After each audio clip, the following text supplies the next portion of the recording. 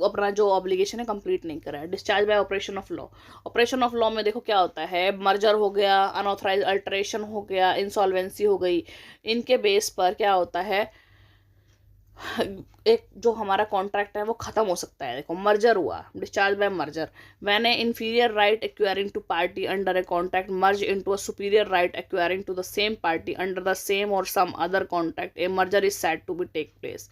देखो inferior right जो है acquiring to a party under a contract, मतलब जो जिसका इंफीरियर राइट था वो कॉन्ट्रैक्ट के साथ मर्ज हो गया इनटू सुपीरियर राइट के साथ में, acquiring to the same party under the same और same other contract, some other contract, a merger is said to take place. Merger हो गया।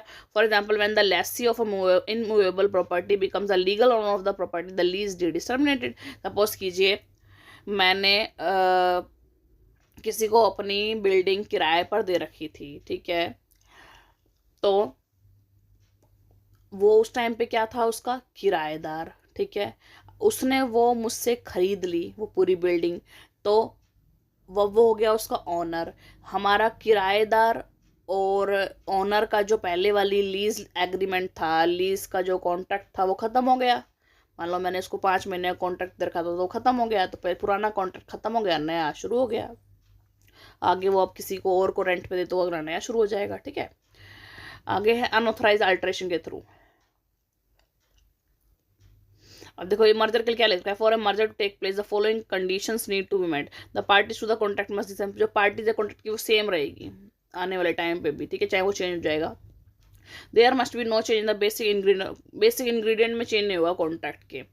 The rights under the contract must be different, अब rights होंगे जो contract के वो different हो सकते हैं। जो ओनर है वो अब वो उसने बेच दिया तो वो ओनर नहीं रहा, और जो पहले लेसी था वो अब ओनर बन गया, ठीक है। Again, discharged by unauthorized alteration.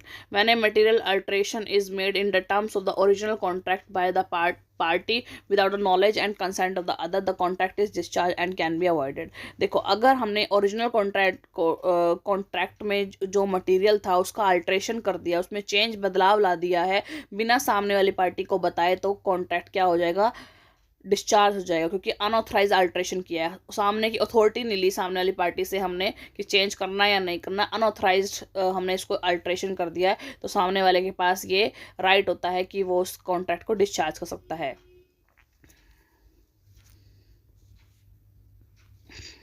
आगे है डिस्चार्ज बाय इंसॉल्वेंसी। अगर एक पार्टी इंसॉल्वेंट हो गई है, दिवालिया हो गई है, और सामने वाला को पे नहीं कर पा रही है, अपना कंसिडरेशन जो भी है वो नहीं पे कर पा रही है, अपना ऑब्लिगेशन कंप्लीट नहीं कर पा रही है, तो कॉन्ट्रैक्ट डिस्चार्ज हो जाएगा, ठीक है। डिस्चार्ज बाय ब्रीच, अब खुद ने खुद तोड़